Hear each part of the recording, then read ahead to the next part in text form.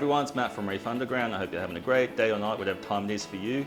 Today we are here with Tony and we're looking at his new 6-foot Cade Series 2. And you've upgraded from what recently? Something very small you can see to your left there. Every time I clean the glass I'd knock something over or whatever, so yeah, it's a welcome change, and yeah, it's taking a little bit to get the hang of, and I'm getting there slowly. So was the Aqua One Reef Sis, I think it's called? I don't know. I bought it second hand. It didn't have any stickers on it, so your guess is Oh as good as yeah, mine. well, okay. From experience, it's an Aqua One Reef Sis. It is? 4-foot, which I don't know the model numbers, I'm not great with them. But yeah, I mean, hey, it gets people into the hobby, so that was your first reef tank? First in quite some time. Okay. Yeah, I had one 20 years ago. Yeah, nice. And yeah, always maintained an interest and always thought I'd get back into it at some stage, but between then and now things have just changed incredibly. Yeah, that's automation, that's technology, lights. Oh, it's insane. So it's like starting all over again. Yeah. So was a lot of the stuff that we see in the tank currently, was it brought over from the Aqua One? Yeah, probably most of it. 70% of it. I couldn't help but add a few bits and pieces. I'm not a very patient person, so I couldn't wait to fill it up a bit more, and there's a bit more space to go. So you say you're not very patient, but let's take a look at the rock work Tony's done here, which is astounding. And you did say you did it over 2 days, I think, when I spoke to you, which is a lot of work to do over 2 days. You take a look at all that. yeah, it kind of, once I got started, it just fell together, really. Yeah, it was a solid 2 or 2.5 days to get that together and reinforced and what have you. So hopefully it stands the test of time and stays upright. And tell us a bit about how you made the rock. Well, lots of hammering and grinding to make the dust, and lots of yeah, gluing fingers together and elbows to tables and all sorts of stuff. But yeah, no, basically just fine dust with the glue. That's right. As the binding agents. Yep. Yeah, so I held it together, and then squirted some glue in between the joint, and then you just built it up with the dust to strengthen it. It looks absolutely fantastic. I think everyone's going to be very, very impressed.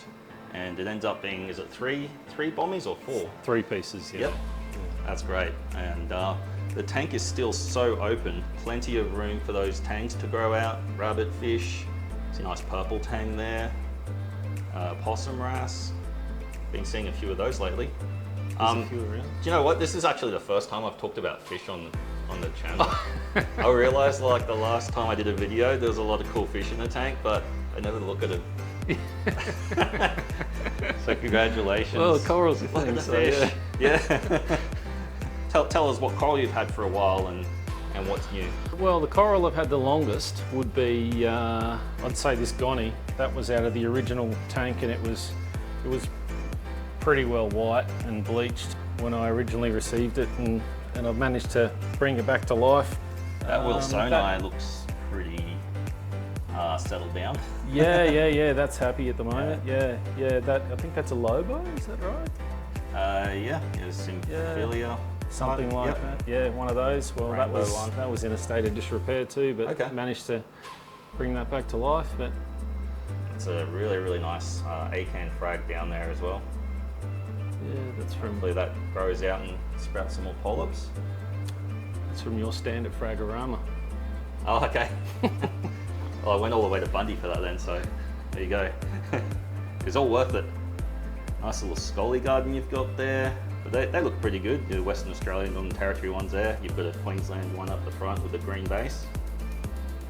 Nice Hulk one there. You got some bubblegum digi, different colours of digi over there. Encrusting Montipora. Your sun coral Tubastria is looking pretty happy, so good indication this time of day if you do have some food going in there that it's enough for them. I fed about half an hour ago, so yeah. See? Very good. We've got some Blastos down there with acans in front of them. They're all looking very happy as well.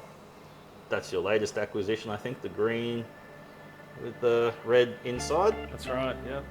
And then a really, really nice clam here. The kids have named that Alan. That's For no reason whatsoever, but that's Alan. I haven't come across too many clams with names, so there you go, lucky clam. Then, as you pointed out, here's your Goniopora you've had for a while. The clownfish is hosting in there. We've got some nice Gonies beside it as well. And a Bernard Pora down there, and then Cyphastria, if you can see Cyphastria at the back there. That's a really good spot for that. You can see it shaded a bit from the light. They don't like too much, those guys. We've got probably one of the largest display pieces of Anacorpora I've seen in a long time. That one obviously is a transfer over. Correct, yeah. Yeah, it's looking really good. All bubblegum digi. We come across to some more Goniopora, the other side of the large piece, with the hammers behind it. We've got these ones here. I think these ones look like branching. That looks like a branch. That looks like a wall. That's a wall there. Yes, yep. And a nice little garden of trackies here. And this must be the premium rock next to it. Some very nice Recordia.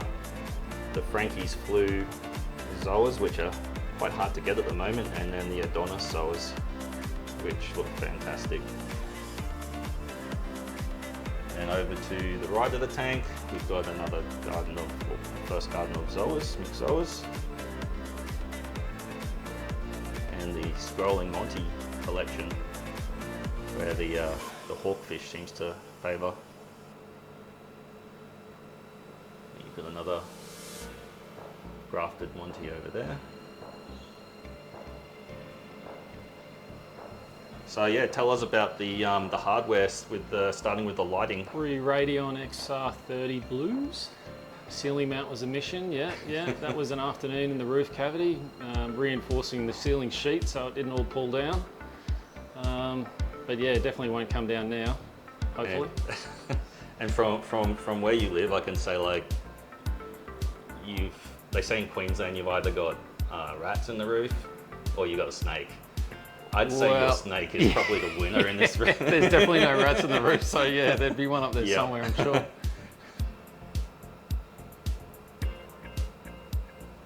So see the starting of the entry to the Cade, we have the Reef Mat 1200, and you're saying it was just a case of removing one panel of glass? That's right, yeah, just one. It was quite easy, but the only restriction was just the width with the way the corrugated hose came in, so it's, just sort of had to I see what hold that off to one side so it didn't bow the acrylic petition there, but no, it fits there well. Okay. Yeah, I mean, you've got the reef mat behind and the skimmer in front, and that's a good amount of space that they both require, and I think it's fairly efficient. We look over to the next section. This is dedicated to your Chado, and is this something you've come up with, the light and the shading? Yeah, there was a fair bit of algae growing inside the body of the skimmer. Yeah, the shade certainly helped that.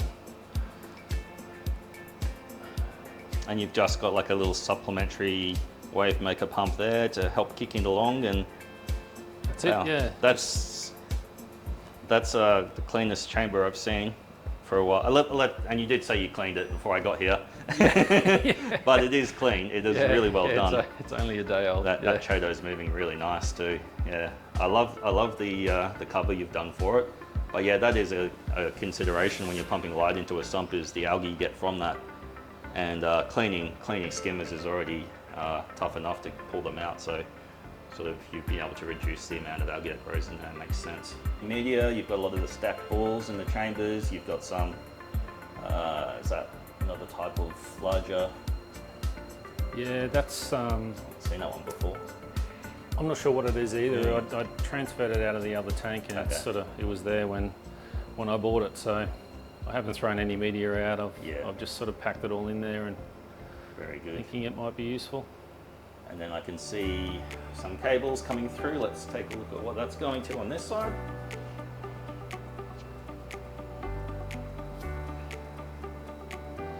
Yeah, the cables are still a nightmare. It's very tidy, I must say. It is. So we've got the Reef Factory dosing pump, which also, I guess that's working with the KH keeper there. That's right, yep. How are you finding that to set up and run? Good, yeah, trial and error. The reagent was a bit tricky to mix for the first time. Now that I've done it once, it'll be easier the second time. Yeah. And yeah, no, it's fantastic. It's doing a perfect job of keeping the alk stable. And you're running the Coral Essentials 3-part system, and you've got the CVE on there as well. Yep. Excellent. At the top here, we've got the KH power supply, all different items, and then we've got, I think that's the little light, is it? Yeah, that's the sensor light for the, Sensor for the light. strip. Yep. Got to have a light in the sump now. There's so much stuff going on you got to get to. And then the control board there. Hey, you've got a new control board. Yeah, different hoods and switches. All these switches are different. Yeah. So you must have one of the newest ones. And then we got Reef Factory. Is that just a thermometer, or is that the thermo control? That's thermo control. Okay. And pH. Cool. So that's running one channel on for your chiller and one channel for your heater. That's it. Yep. Cool. Yep. There's a fan in the sump also. Oh, sorry, in the cabinet also that circulates some air when the chiller comes on. Okay. What's been made easier? Oh, look, the reef mat is a godsend. Yeah, Yep. yeah, without having to deal with socks. But the biggest challenge is patience and to with every small change having to wait that extended time or an extra length of time to see the true effect of the changes and I sort of can't help myself but get in there and start changing too many things at once and you know, without realising the effect that they're having or waiting long enough, you know, and especially the lights too, like playing with the lights too often. You're saying you were on the AB Plus schedule? Was on the AB Okay. Plus, yeah. Managed to find a schedule, one of Worldwide Coral's schedules they had published online and just an adaptation of that, and it seems to be better. So one thing I didn't catch is the wave makers. So what wave makers do you have?